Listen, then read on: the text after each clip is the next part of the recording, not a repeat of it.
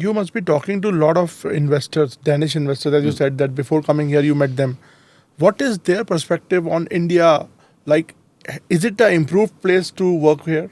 Ease of doing business. Is ease of doing business is working? And what is also your take on Make in India? Like, our government is pushing a lot to make things here, to transfer technology here. Now, EU has a lot of high technology, innovative AI. things to share. Yeah. But I think there is some kind of a reluctance in some of the countries to share the technology or to make and manufacture here. So what is your take on that, sir? Well, first of all, I think Danish companies do recognize, and so do we, that the government here in India has worked hard on improving the business environment. So ease of doing business has improved considerably over the years. However, of course, it doesn't mean that there are not still challenges or problems, and it also differs a little bit from state to state in India. But overall, it has improved. However, Danish companies, of course, still have some concerns when it comes to investing here, and there are some certain themes. One of them is a bit of a technical issue, but it has to do with so-called quality control orders. So that's basically standards for products that are being imported into India that has to be verified in a very cumbersome way.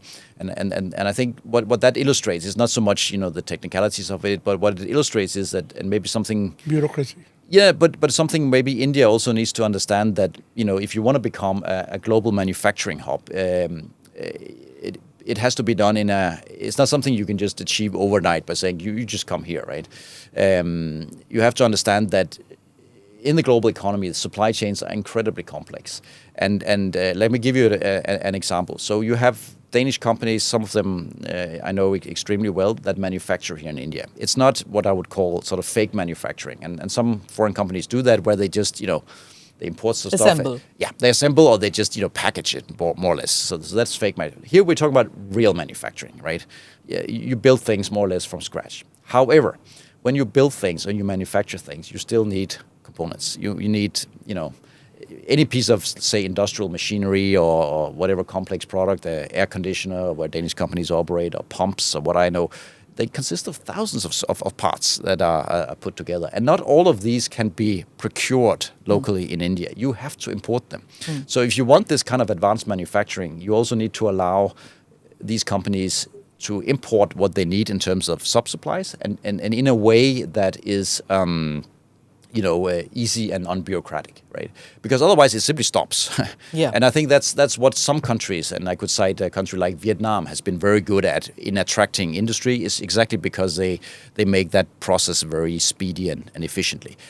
Of course, the ambition should be, and I fully recognize that all these sub-supplies over time should come from India. Of course, that you have a size of your economy so big that should be possible. But I think what the Indian government needs to realize is that to get there, probably takes 10 years. And in the meantime, you need to find a way where you encourage it and you push it. So there has to be nudged. I also concur with that.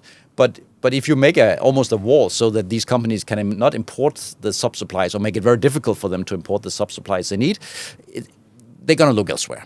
Because globally, and Denmark is a small open economy, I know the boardrooms in Denmark, the companies, and when they look out in the world, they do look at where do we get the best rate of return. And they have many options. Should I manufacture it in Vietnam? Should I do it in India? Should I do it in Latin America? Where should I go, right? And they're very sort of cold-hearted about that. And India is super attractive, but still, I mean, the business proposition has to be in a way that is at least as good as what you would find elsewhere. And that's where, of course, your scale kicks in. That's a huge selling point.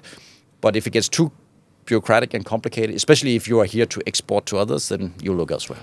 Do subscribe to the ANI Clips channel to get shorter versions of this podcast. Click here to watch the full episode.